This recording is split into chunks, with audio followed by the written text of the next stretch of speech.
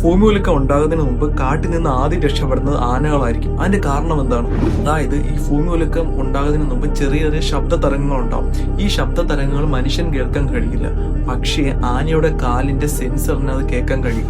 ആനയുടെ കാലിന്റെ ഈ ഒരു പ്രത്യേകത പറയുന്നതാണ് സീസ്മിക് സെൻസിബിലിറ്റി. ആനയ്ക്ക് ചില പ്രത്യേകത ഉണ്ട്. അതായത് ആന പയ്യാണ് നടക്കുന്നത്. അതുകൊണ്ട് നമ്മൾ പുറകെ കൂടെ വന്നു കഴിഞ്ഞാൽ നമ്മൾ അറിയുന്ന കാര്യം പാടായിരിക്കും. ആനകൾ കൂടുതലും 3 മണിക്കൂർ താഴെ ഉറങ്ങാറുള്ളൂ. അതുകൊണ്ടാണ് നമ്മൾ രാത്രി കാടുകളിൽ പോകുമ്പോഴെല്ലാം കാട്ടാനയും കാണാൻ പറ്റുന്നത്. ഭൂമികുലുക്കം ഉണ്ടാകുന്നതിന് മുമ്പ് കാട്ടിൽ നിന്ന് ആദ്യം രക്ഷപ്പെടുന്നത് ആനകളായിരിക്കും. അതിന്റെ കാരണം എന്താണ്? അതായത് ഈ ഭൂമികുലുക്കം ഉണ്ടാകുന്നതിന് മുമ്പ് ചെറിയ ചെറിയ ശബ്ദ തരംഗങ്ങൾ ഉണ്ടാവും. ഈ ശബ്ദ തരംഗങ്ങൾ മനുഷ്യൻ കേൾക്കാൻ കഴിയില്ല, പക്ഷേ ആനയുടെ കാലിന്റെ സെൻസറിന് അത് കേൾക്കാൻ കഴിയും. ആനയുടെ കാലിന്റെ ഈ ഒരു പ്രത്യേകത പറയുന്നതാണ് സീസ്മിക് സെൻസിബിലിറ്റി. ആനയ്ക്ക് ചില പ്രത്യേകത ഉണ്ട്. അതായത് ആന പയ്യാണ് നടക്കുന്നത്. അതുകൊണ്ട് നമ്മൾ പുറകെ കൂടെ വന്നു കഴിഞ്ഞാൽ നമ്മൾ അറിയുന്ന കാര്യം പാടായിരിക്കും. ആനകൾ കൂടുതലും 3 മണിക്കൂർ താഴെ ഉറങ്ങാറുള്ളൂ. അതുകൊണ്ടാണ് നമ്മൾ രാത്രി കാടുകളിൽ പോകുമ്പോഴെല്ലാം കാട്ടാനയും കാണാൻ പറ്റുന്നത്.